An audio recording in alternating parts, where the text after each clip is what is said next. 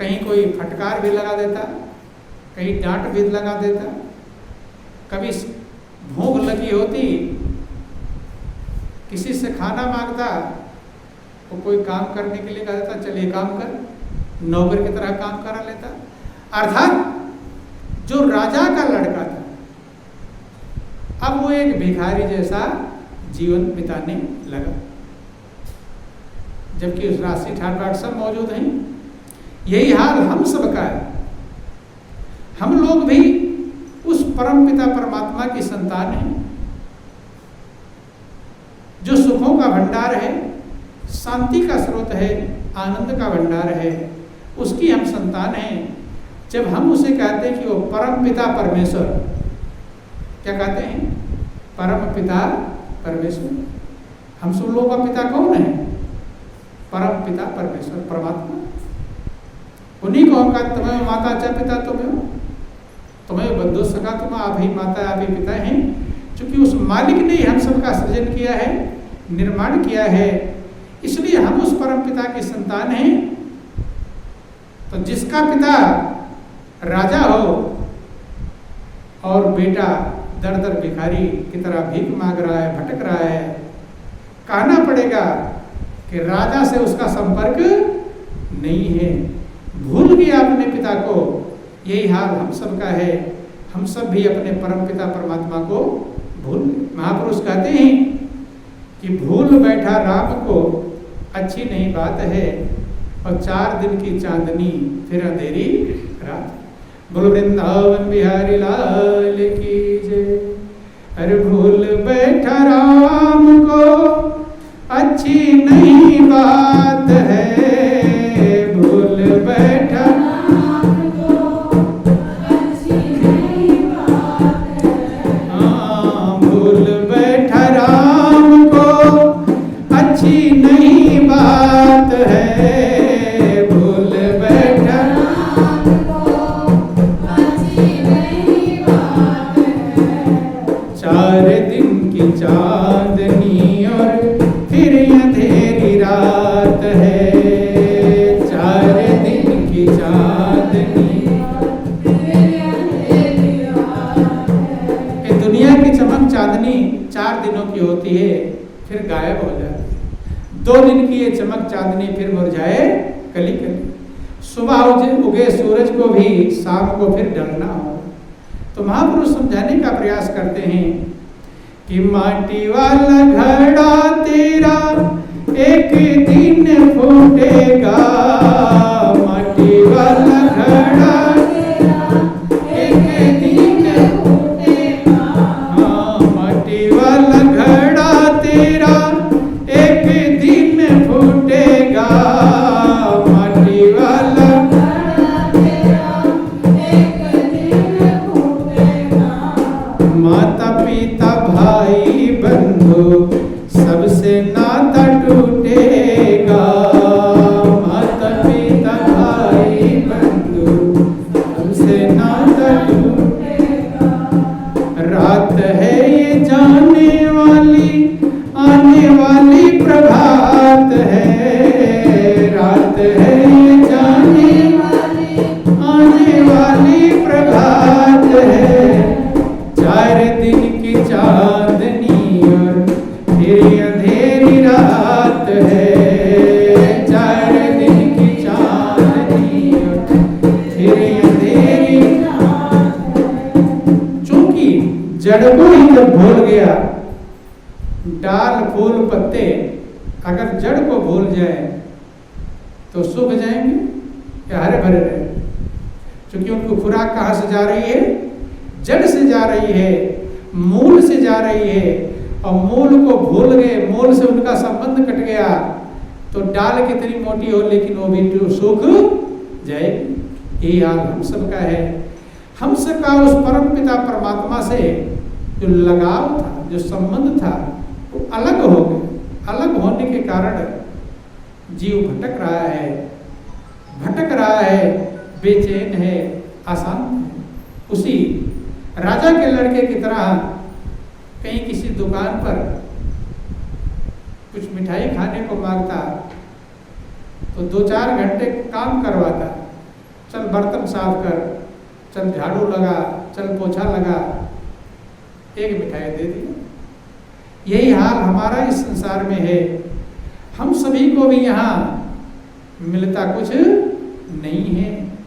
जीवन यापन के साधन भी सही प्रकार से नहीं मिल पाते, जीवन निर्वाह का साधन भी सही प्रकार से नहीं मिल पाता, और अनमोल जिंदगी यूं ही गुजर जाती है।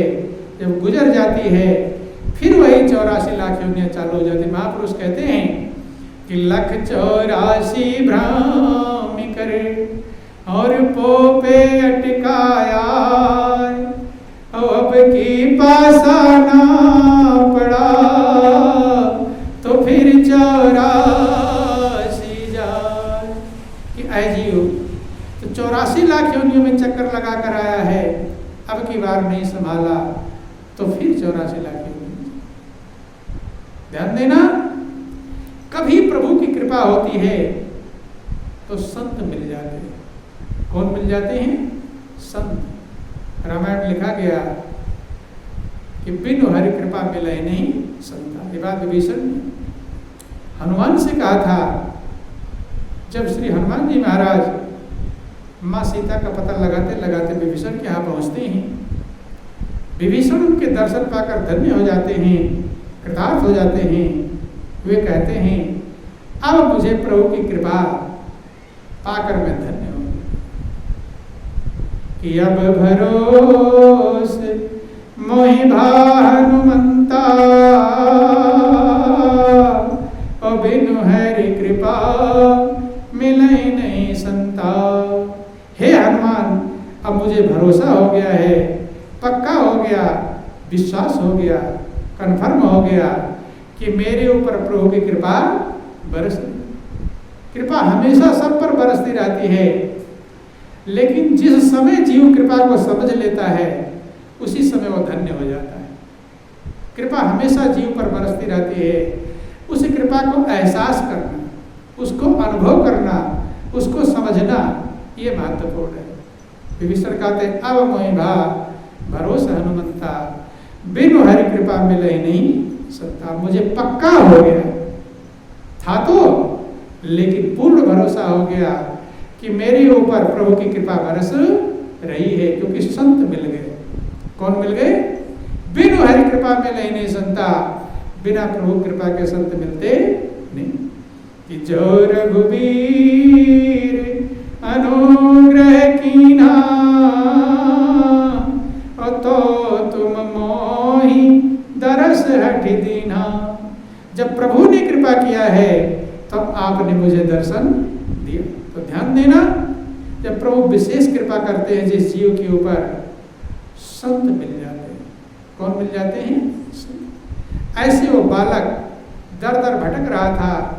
संजोग से राजा का जो मंत्री था घोड़े पर सवार होकर कहीं जा रहा था। रास्ते में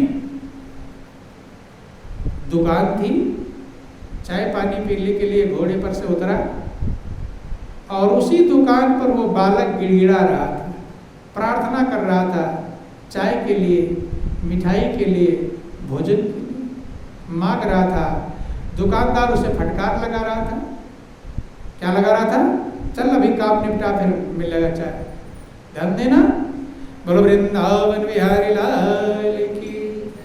मंत्री जब उधर गया, मंत्री की नजर पड़ती है उस बालक को देख। दुखी था, दीन था, आंखों में आंसू भरे हुए थे, भूख से तड़प रहा था। मंत्री ने जब गौर किया, मंत्री को समझ में आया ये तो राजा का राजकुमार है। कौन है? पहचान गया। जब मंत्री पहचान गया, उसे समझाने लगा कि तुम यहाँ क्यों पड़े हुए, तुम तो राजकुमार हो। लेकिन उस बालक को, उस राजकुमार को मंत्री की बातों पर विश्वास नहीं। संत महापुरुष भी परमात्मा का संदेश लाते हैं। इसलिए सूफी मत में उन्हें पैगंबर कहते हैं। क्या कहते हैं? पैगंबर।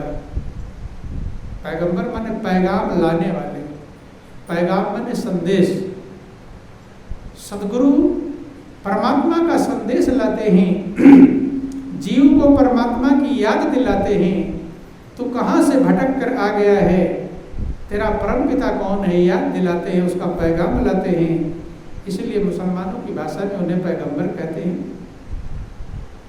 लेकिन वो भी जब पैगाम लाते हैं, जीवों को समझाने का प्रयास करते हैं, तो आनंद का भंडार है, तो शांति का स्रोत है, तो सुखों का मूल है। लेकिन ये बात भी जल्दी विश्वास होती नहीं। मंत्री जब बार बार कह रहा है तो राजकुमार है, मैं तुझे ले चलूंगा, राजा के पास ले चलूंगा। वो बालक सोचता है कि लगता है ये मुझे मेरा मजाक बना रहा है।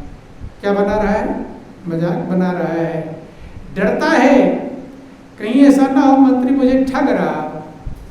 क्या कर रहा हो? ठग रहा हो। ऐसे लोग समझते हैं। संत महापुरुष जब परमात्मा का संदेश देते हैं तो लोग सोचते हैं कि ये मुझे ठग रहे हो।